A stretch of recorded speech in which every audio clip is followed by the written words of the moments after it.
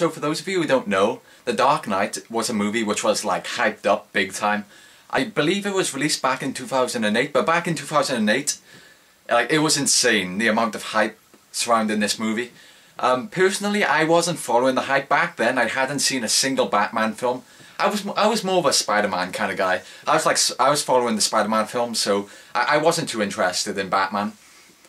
So I wasn't like following any trailers or clips or information being released on The Dark Knight. I mean, yeah, sure, I knew that the Joker, I knew it was a Batman film, of course, and I knew that the Joker was in it, but that's the only thing I knew about it. Like, I hadn't seen Batman Begins, I didn't watch any trailers or anything like that. I mean, I did see a few like 30-second TV spots, a few trailers, which appeared on TV. That's the only reason I had seen them, because I watch TV sometimes, and of course the trailers are on TV.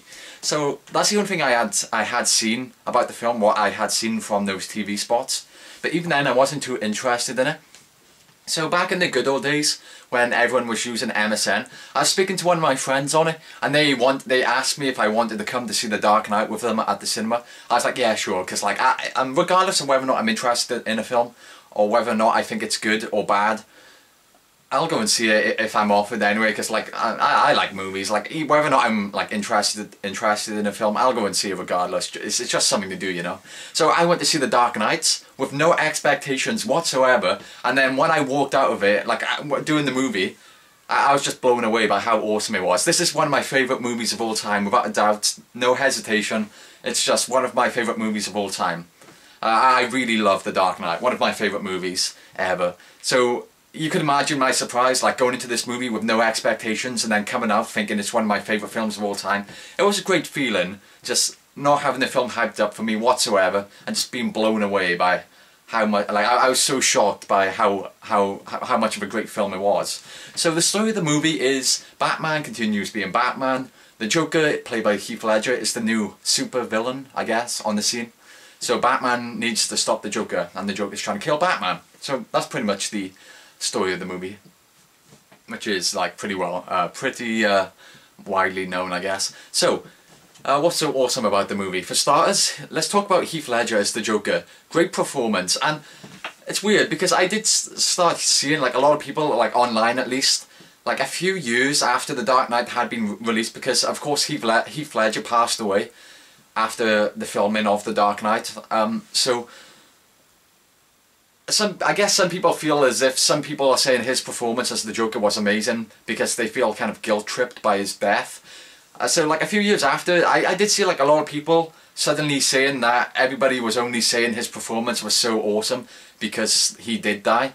But like years on, like what's it been, like 4 years since the release? So even 4 years after the release, I still gotta say Heath Ledger was awesome as the Joker. Like I just saw like a few, I'm not sure how many people said it. I saw a few people online just saying that. And I don't think that's a general opinion, but I'm just saying, I don't think people were like admiring his performance because he died. Like, it wasn't because of some sort of guilt trip. People genuinely think he was an awesome Joker, and there's always going to be comparisons between Heath Ledger and Jack Nicholson's Joker. As for the Joker from the Adam West TV movie, I don't know. I can't compare it to that because I haven't seen the Adam West TV movie. Anyways, back to Jack Nicholson versus Heath Ledger. People do say you can't really compare them because they're two different Jokers, and I guess I see where people are coming from when they say that. I mean, the Heath Ledger Joker is a lot darker and grittier and more realistic, and a bit more like creepier, as opposed to the Jack Nicholson Joker, which is a lot more like comic booky. The Jack Nicholson Joker is a lot more over the top and cartoony, I guess. And like I said, Heath Ledger is a lot more serious, a lot more darker and grittier, I guess. And so I do see what people say when they say you can't really compare them because they're two different types of Jokers. I guess that's true, but that doesn't stop you from saying which one you prefer. And I gotta say, I prefer the Heath Ledger Joker. Jack Nicholson was great, don't get me wrong, but I do prefer Heath Ledger as the Joker. I prefer his type of Joker, let's say. I prefer the more like darker kind of thing. The opening scene for this film, it opens up with a bank robbery which was like which was organised, let's use that word. So it opens up with a bank robbery which was organised by the Joker.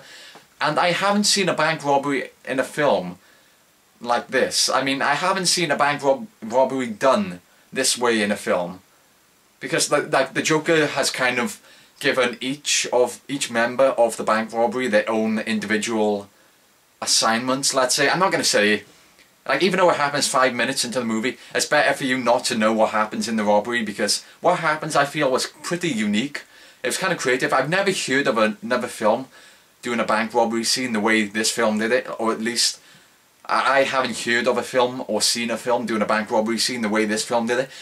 The opening scene with the bank robbery, it's just, I felt as if it was done really well. It's pretty creative. It's unique, I would say. I've just never seen a bank robbery scene done this way before. I thought it was pretty cool. It's pretty creative, and also shows that these criminals aren't retards.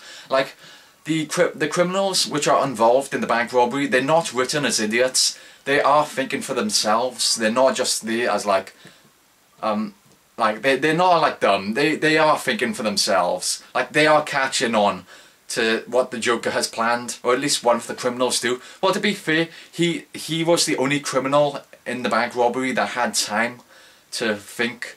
He was like the only criminal that kind of had an opportunity to realise what was going on. So I just like how the like bank robbers, they weren't stupid. They were thinking for themselves, and one of them did catch on to what the Joker was up to. So I did like that the criminals weren't written off as just, you know, just stupid, mindless sheep. I like that. The action scenes this time around, they're a lot more well done than the previous film, but even then I don't feel as if it's anything spectacular. Like I said, like the last film, it's more about the story and the characters, which is like far more interesting than the action scenes. Like the hand-to-hand combat scenes between like Batman and the Joker, or Batman and just a bunch of thugs, it's not lame, it's just really mediocre. Yeah, I would just say that, it's pretty mediocre. It's better than the last film's hand-to-hand combat sequences, but even then, it's nothing special, I wouldn't say. But like I said, this film is more about the story and the characters. Special effects are amazing as always. I believe they actually blew up a hospital. There's a scene, in one point in this film, a hospital gets blown up. And as far as I know, they actually did this in real life. They actually blew up a hospital. So I gotta say to Christopher Nolan, kudos for not using CGI.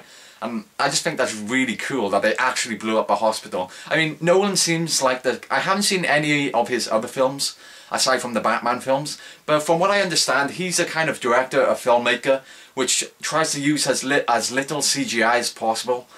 I mean, I do appreciate what he does, how far he goes, like how much effort he puts into his films not to use CGI. Like, he will only use CGI if it's like the only possible thing he could ever do. So I do appreciate him as like respect him, I guess, as a filmmaker for how much effort he puts into these special effects. I mean, it looks real. Honestly, I cannot think of a single moment in the film where I thought, oh, that looks fake, or, you know, I can't think of a single moment in the film where something looks fake. Everything looks real, like Batman flying through the air, explosions. Well, I'm pretty sure all of the explosions are practical, I think. But all of the special effects, they are great. Everything looks real as far as I'm concerned. What else is there to talk about? There are two villains in the movie aside from the Joker. The other one is kind of like a surprise villain. Like, he only appears in like the last quarter of the movie, and he's awesome. Like, he's like, in my opinion, he's kind of on the same level as the Joker. He's not, I guess he's not as iconic as the Joker. Like the Joker's more well known and popular, which is why people remember him more. But I feel as if the other villain is just as memorable as the Joker. Sure, the Joker is more popular and iconic, but the villain that pops up in the last quarter of the movie, I think he's just as great as the Joker. Like, the actor who plays him does a terrific job as far as I'm concerned. Like, I'm not going to say who the other villain is. I guess I'll talk about him in the spoiler section of the review. I'm not going to say who it is, just in case you haven't seen the film by now and you're not sure who he is. I mean, if you read the comic books, you're going to know who he is anyway. But I'm not going to say. I'm going to talk more about him in the spoiler section of the review. I'll just say that. So yeah, I already said the action scenes this time around are a lot more well done than the previous film. They're a bit more engaging, I guess. Even then, they're not like spectacular, but they are a bit more engaging than the last film, I guess. Like when Batman's fighting the SWAT team in the like final showdown towards the end of the movie in that massive building, I felt as if like him just fighting the SWAT team, it wasn't too interesting. like the fight choreography wasn't that interesting in my opinion, but whatever, it was okay. One thing I do like is how the Joker is kind of, he's like a smart villain. I mean, it's fun seeing how his plans lay out. Like, we don't spend time with the Joker, much time with the Joker, like planning out his plans. We don't see him planning out these massive elaborate schemes. We see it more from the police or Batman's perspective. So as things play out, we don't see him coming. Like, we don't know what the Joker has planned out. We see him from Batman's perspective. So as things plan out, it comes as a shock to us. And it is fun just seeing things, the Joker's plan kind of unfold. Because what he has, some of the things he plans in the movie, it does show that although he's a crazy guy, he is a smart guy. The stuff he has planned out is like pretty smart. There's one or two things which I didn't buy in his plan, which I thought was kind of like didn't make sense. But I'll get into that later on in the spoiler section of the review. There were one or two things in his plan which didn't really make sense in my opinion. But I'll get into them later. But it is fun watching his plans like unfold, like how he kills people, these elaborate like death schemes he's like organized for like specific people. It's fun just watching. It's like entertaining to see how his schemes unfold. Let's say that. There's a few lines in the movie. Actually, there's quite a few lines in this movie which I wasn't too fond of.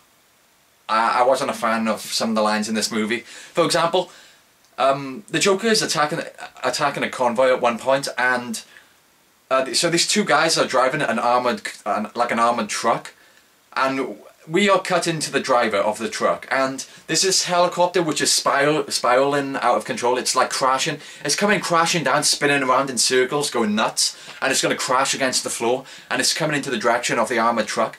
And the guy sitting in the passenger seat of the armoured truck, he's watching the helicopter coming crashing down, and he's like, oh, that's not good. And then it cuts back to the helicopter getting closer and closer. Then it cuts back to him and he goes, okay, that's not good. He says it again, and I just don't like the line. It's like a really quick little line, but I just didn't like it. I felt as if it was pretty unnecessary. It was kind of like a cringy line. It's like an embarrassing line. I didn't like it. There was another moment which I didn't like, which kind of felt a bit cutesy or cheesy. Like it was just like being cutesy for the sake of it. There's a sequence where Batman is riding on his motorbike through like this road, this underground like road, I guess. And during the midst of the chaos and the action, we cut to these two random kids sitting in a car. Like they're going like that, with their like hands like shooting at cars with their hands, like you know how kids do. They're just sitting there doing that, and then Batman is like riding on his bike, and to get rid of some cars, he shoots the cars and they blow up. So like the kids are shooting at these cars in the distance, and then all of a sudden they blow up, and they're like, whoa! And then like Batman drives right past on his motorbike. What was the point of that scene? I mean, it's worse than the scene where Batman's climbing up the side of the building, and then he throws like one of his gadgets at that kid. It's like, what was the point of that scene? Was it just there to be cute? I just found that scene pretty annoying. I just didn't like that scene.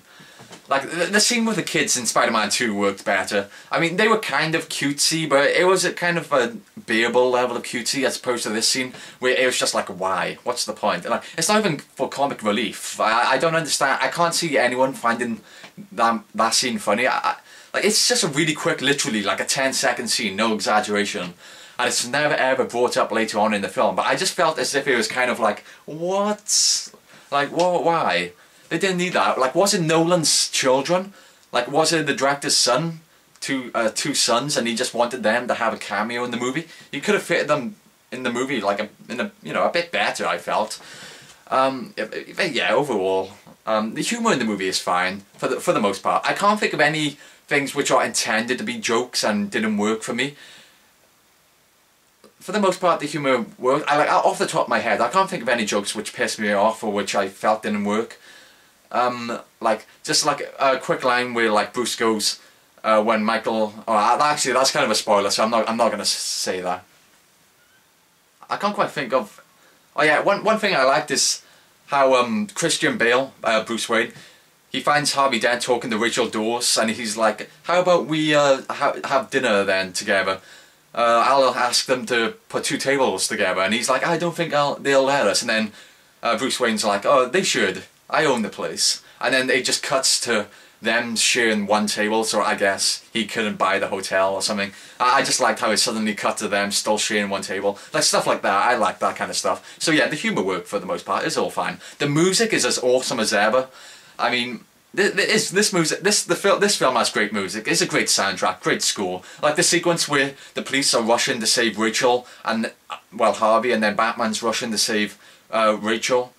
I like the music and everything is great during that sequence. Like the music for the whole entire film is great.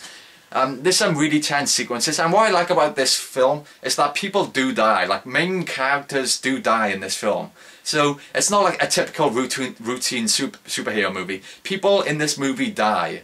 Like, there's suspense in this movie. When someone's in a life or death situation, like a main character is in a life or death situation, there is a chance that they will die. I do like that about this film. There's a part of the film towards the end which I felt as if they could have gone a bit darker. Like, it was a bit too light-hearted for my liking towards the end of the movie. I'll get into specifics in the spoiler section of the review. But like, when compared to how dark the rest of the movie is, I felt as if the ending was kind of a bit light-hearted, and they should have, like, Christopher Nolan should have had the balls to do something a bit darker. Like, it's not, and it wouldn't have been dark for the sake of being dark. It would have, like, actually contributed towards the story. Like, it would have contributed to the characters and the story and the theme of the movie, I guess. But I guess Christopher Nolan didn't have the balls to do what he should have done at the end of the movie. And like I said, I'll get into specifics in the spoiler section of the review. But I just feel as if he could have gone a lot darker in the end of the movie, but he didn't have the balls to do it. I was saying something earlier on, I can't remember what. It might come back to me. The acting of the movie is great. Like I said, Heath Ledger's the Joker, fantastic. Christian Bale, Michael Caine, Morgan Freeman, everyone does a great job. In my opinion, Aaron Eckhart, he plays Harvey Dent. He may possibly be, I think he's on par with Heath Ledger, I think he's on par with Heath Ledger. I mean, he's got to show like a wide variety of emotions, I guess. I can't get too much into it yet, but like I feel as if Aaron Eckhart is on par with Heath Ledger. I feel as if he's kind of underrated in this movie. I mean, he's as good as Heath Ledger in my opinion. Like, a lot of people only talk about Heath Ledger in this film, and they just go on about how amazing he was. Sure, Heath Ledger was great, but Aaron Eckhart, man, especially towards the end of the movie, I feel as if he did a fantastic job. I think I'm coming to the end of the review here. I can't really think of anything more to say.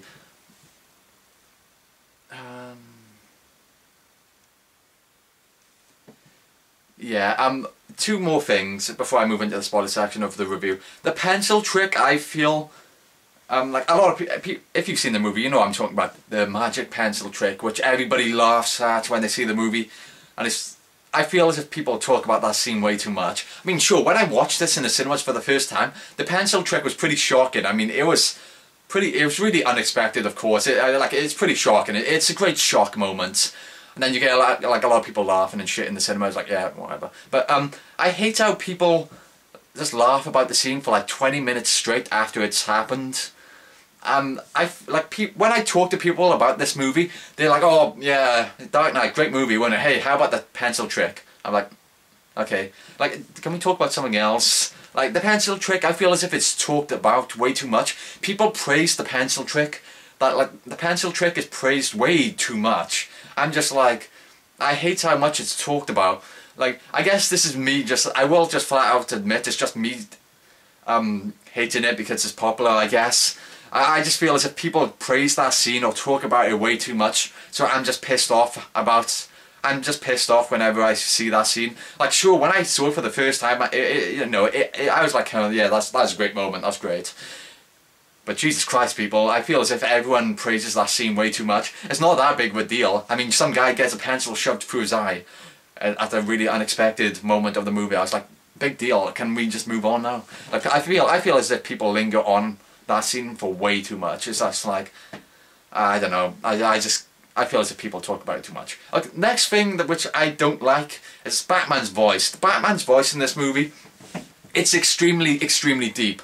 And there are some parts in this movie that you legitimately cannot understand what he's saying. There's only one or two like really minor brief moments, but there are one or two lines that Batman has which you can't understand his voice. I liked his voice in Batman Begins. You could understand his voice perfectly, and it was kind of like deep and badass and a bit, you know, it was like deep enough and like, I'm not sure the word I'm looking for, but it was like deep enough for you to still understand what he's saying, but it sounded cool at the same time, and it was deep enough and different enough so like people would not be able to recognize his voice, like this thing, like people wouldn't be able to tell that it's Bruce Wayne, as opposed to this movie where it's just way too over the top. Now I know Christian Bale is not to blame for this. Christian Bale is not to blame. It's like, from what I understand, it's whoever like edited his voice. Like they edited his voice doing editing, I guess, or doing post-production, I believe, whatever you want to call it. But when they were editing the movie, they like distorted his voice to make it sound really deep, and I just don't like it. It's literally like, you're being out of jail forever. Like when he says that, it's kind of like, what did he say? Like it's like, that's my Batman impression, not my lame Batman impression. That's not me try-harding though. But like you can't understand what he's saying a lot. It's like, oh, I don't know, what other lines does he have which are like really, well, barely understandable? Something like, what are you trying to prove? That deep down, everybody's just as ugly as you. And it's like, I'm not sure how understandable my voice is. I mean, like, when you say something, your voice actually sounds a lot different to other people hearing you, so I'm not quite sure if my voice was understandable there. But you can't understand Batman, basically. His voice is way too deep and way too gruffy. I'm not sure what the word I'm looking for is. It's too rough, maybe? But yeah, it's just too deep. Like, so deep to the point where it's just like embarrassing to listen to. That's probably my only gripe about the film. Well, one of few. That's probably my major gripe about the film. Another thing which I didn't like is how Batman disappears. It's like, like Gordon is talking to him, or Harvey Dent is talking to him, and they're talking to Batman. They look away for a split second, then they look back, and then Batman has disappeared. He's gone. And they did that a few times in Batman Begins, and it comes up again in this film. I don't like it. I don't like when Batman is there, they're talking to him, they look away for a split second, look back, and he's disappeared. I hate those moments so much. And then like, when Harvey and Gordon are talking to each other, they look back, Batman has disappeared, then Gordon's like, he does that sometimes. I was like, oh god, well, that's horrible. I hate those moments so much. I think that's all I have to say before. I think I need to move on to the spoiler section of the review now. Oh yeah, one thing I like, some of the situations that the Joker creates, some of the scenarios he presents to some people in this movie, I felt as if they were kind of like jigsaw scenarios. They were like jigsaw traps.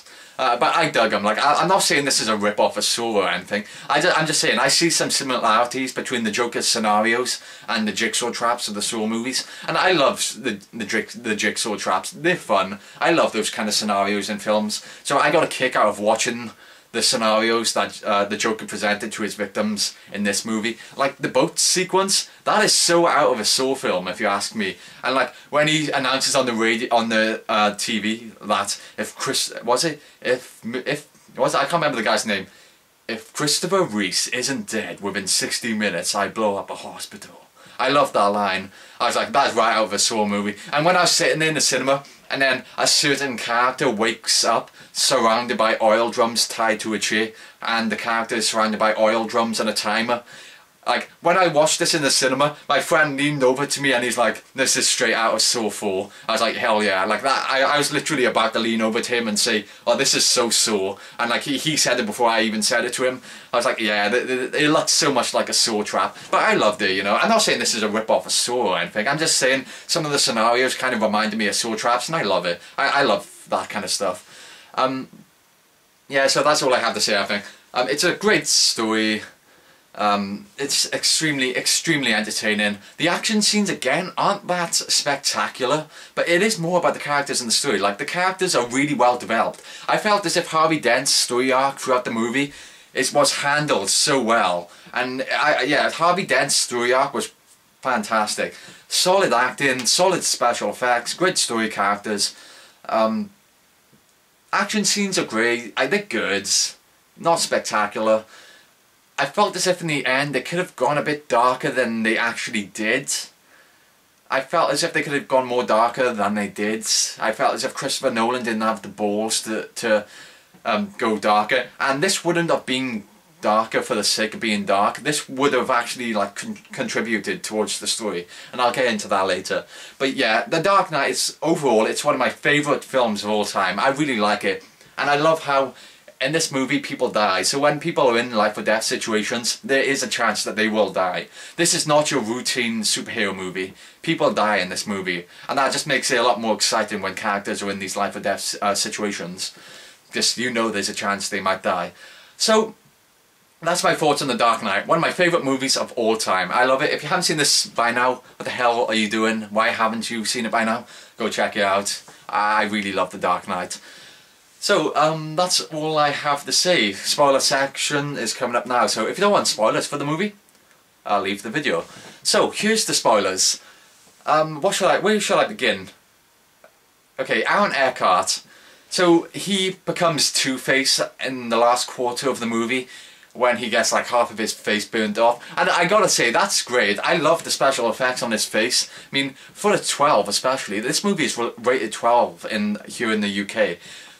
And that's kind of gruesome for a 12. Like, half of his face is like literally burnt off, and you can just see the bone, the muscles on his mouth. You can see like that row of his teeth coming up like that. You can see the muscles on his face kind of like contracting as he opens his jaw up and down. You can see like the singed flesh and his skull, the blackened bones, stuff like that, and his like eyeball and stuff. It looks fantastic.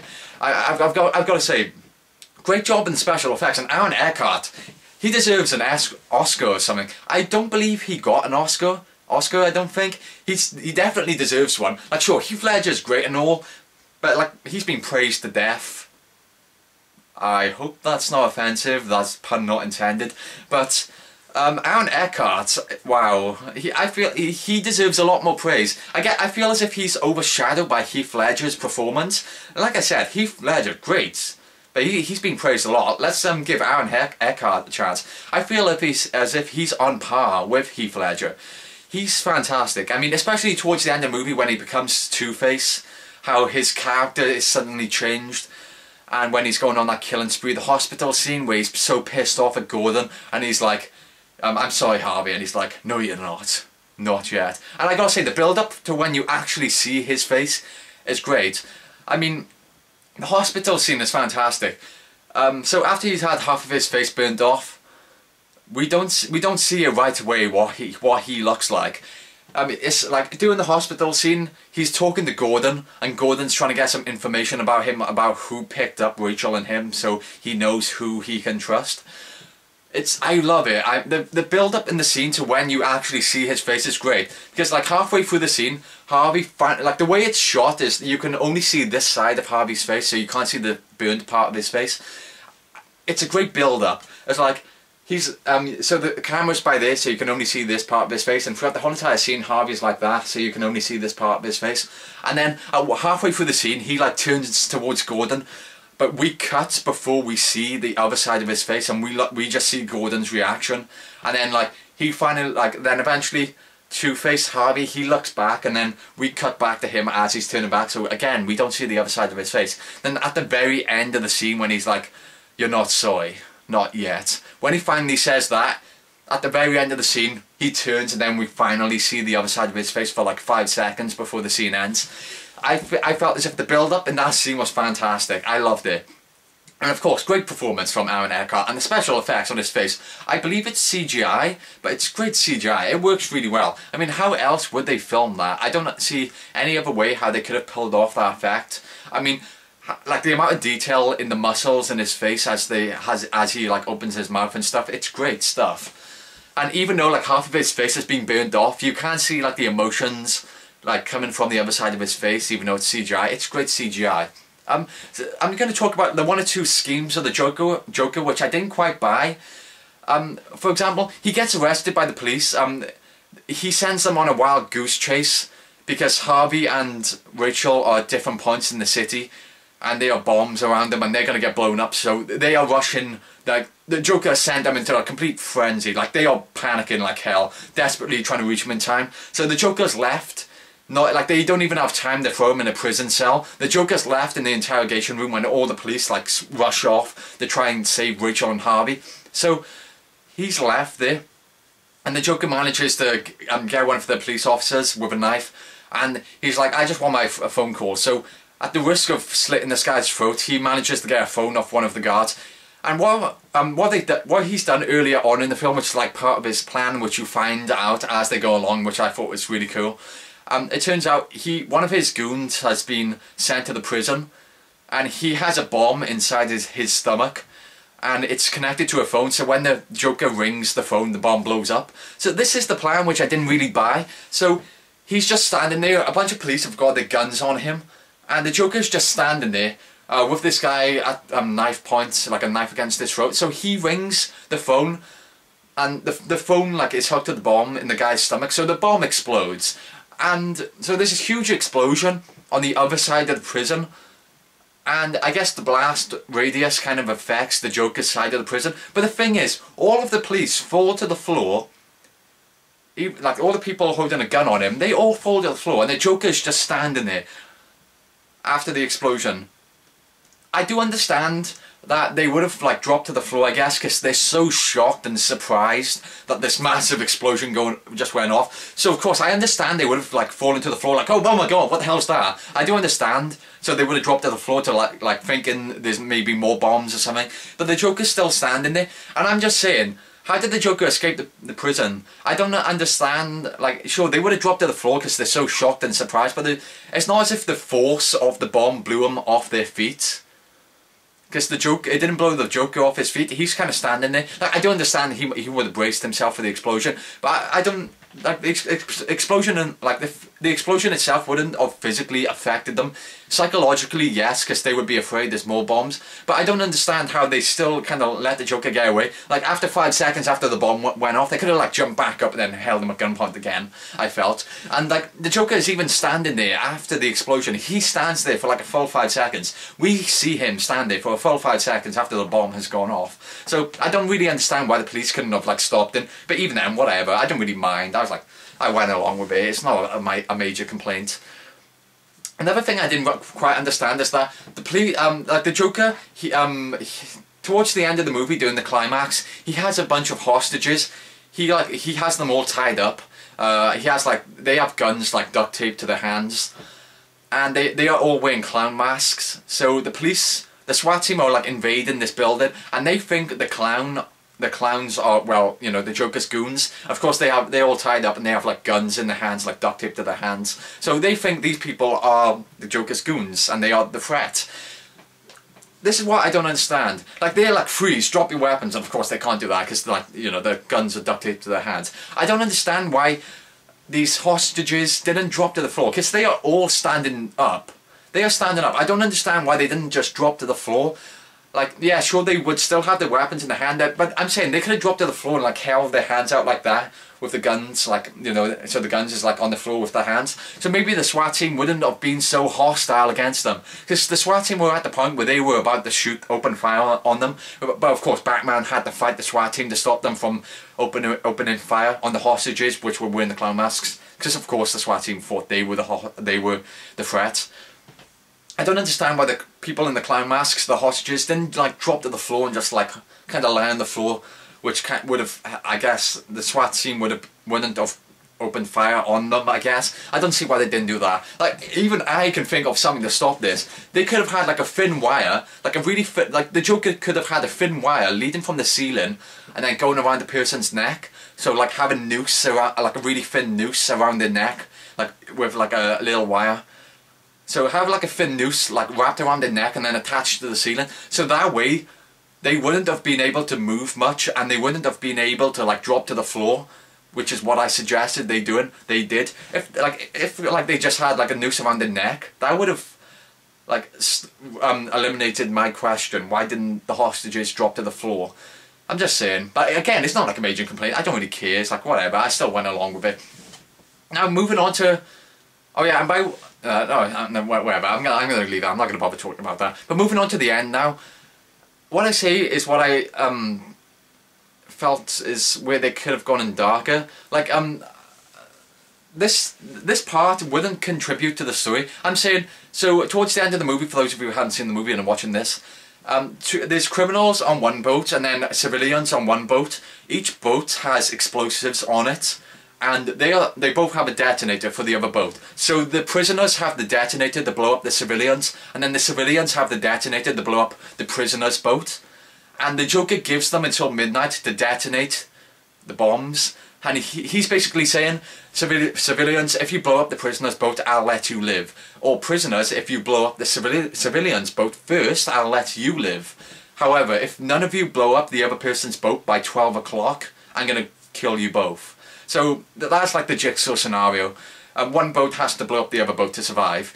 And neither of the boats decide to like blow up the other boat. It ends with Batman stopping the Joker in time. So like, neither the prisoners or the civilians decide to blow up the other boat.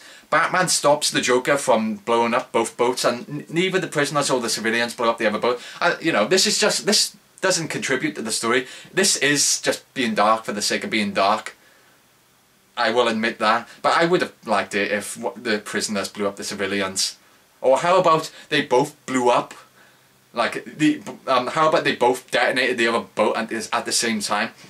Or how about when Batman throws the Joker off to his death, the Joker like hits the detonator as he's falling to his death and blows up both boats. This, I will admit, this is just being dark for the sake of being dark. But we all, like, I always secretly, or most people always secretly hope that the good guys die in superhero movies. But again, it's not a major complaint. Now, moving on to what I believe, in my opinion, would have contributed to the story. This is what I think would have contributed to the story. This isn't being dark for the sake of being dark, in my opinion. This would have contributed to the story, like I said. So at the end of the movie, Harvey Dent goes insane. He becomes the Two-Face persona, and he has Gordon's son at gunpoint. And the movie ends with him at a construction site, and he's about to kill Gordon's son. But Batman, at the last second, knocks him off a building, and Harvey Dent falls to his death and dies, while Batman manages to catch like Gordon's son before he falls to his death. I'm just saying, I feel as if it would have been better if Harvey Dent blew Gordon's son, if he blew the son's head off, if he blew the kid's head off. I feel as if the movie would have benefited if Two-Face succeeded in killing Gordon's son. And what I mean by this isn't being dark for the sake of being dark, in my opinion.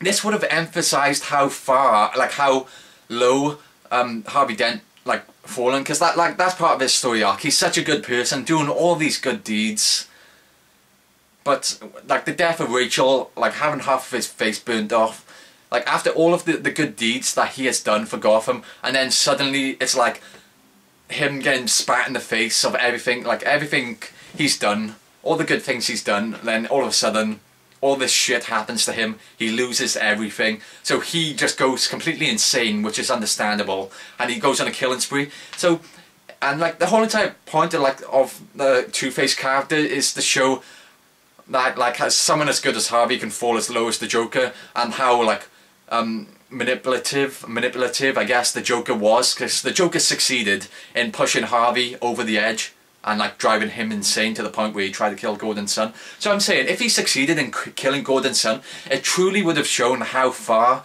Harvey actually fallen, and how right the Joker was with his plans and his schemes, and how he views the world, and how like anyone could like be pushed over the edge. Like, it would have benefited the story, if you ask me, because like I said time and time again, it would have shown how far Harvey truly fallen. And again, you could argue that Two-Face tried to kill Gordon's son. He tried to kill him, so I guess that does show that how far he fell. But him actually succeeding in killing Gordon's son would have spoken so much more. You know, like, sure, attempting to kill Gordon's son is one thing, but him actually succeeding in killing Gordon's son would have just like been a lot more impactful. It would have shown how far Harvey Dent as a character actually fallen. So, in my opinion, it's not being dark for the sake of being dark. Christopher Nolan kind of pussied out, and he didn't have the balls to kill off Gordon's son, in my opinion. And in my opinion, like I said, I just feel as if the story would have benefited. Harvey Dent's character would have benefited if he succeeded in killing Gordon's son. But then again, this isn't a major complaint, but you know, it's still an amazing movie. It's just like one thing which, in my opinion, I feel as if the film would have benefited from. But overall, fantastic movie. Everything about the movie is awesome, aside from one or two things. That's a stupid statement. But yeah, so that's all I have to say really about The Dark Knight. That's the spoiler section of the review. And yeah, Aaron Eckhart as Two-Face, he's on par with the Joker. He does a damn good job, especially in the final confrontation between Gordon and Batman. Like, I liked how the final scene isn't like an action scene. It's not a fight scene between Batman and Two-Face. The final scene is just Batman, Gordon, and Two-Face talking. It's not an action scene. It's just three guys standing there talking. I did like that. Yeah, I just like that. Another thing, I felt as if it was anticlimactic how Two-Face was killed. I mean, Two-Face shoots Batman, and then Batman like falls to the floor. So it's like, oh no, Batman's dead. And he's like, well, obviously he's not dead. I mean, who the hell, did anybody honestly think Batman was dead when Two-Face shot him? So like Two-Face shoots Batman like halfway through the confrontation scene, the final confrontation. Batman falls to the floor, apparently dead. Yeah, sure. Yeah, like as if, who actually believed that? Come on. And then, so then the other scene plays out with Two-Face talking to Gordon, and then right before he blows Gordon's son's head off, Batman just jumps at Two-Face and knocks him over the ledge. I just don't buy how Two-Face didn't see Batman coming at him. I mean, yeah, sure, he flipped the coin and he was like looking up to catch the coin. I understand that, but I still don't buy him not seeing Batman jump at him. I just feel that's lame. Like, that's how they resolve the scene. Batman jumps at Two-Face and knocks him over the edge. I just felt as if that was lame. I didn't like how that was resolved. Okay, honestly, that's all I have to say now. So that's my thoughts on The Dark Knight. Spoiler section of the review done. So here we go. Just Dark Knight Rises is next. I'll try and record and upload that as fast as possible. Like, I'm going to the first ever screening here in the UK. Like I said, my Batman Begins review. So I'm going to the 5 AM show, and that's the first ever show in the UK. Like, Jesus Christ, I'm going to be so tired. Oh man, I'm really looking forward to it though. I can't wait. So yeah, next review is going to be The Dark Knight Rises, and that was my Dark Knight review. So thanks for watching, guys, and I guess I'll be seeing you.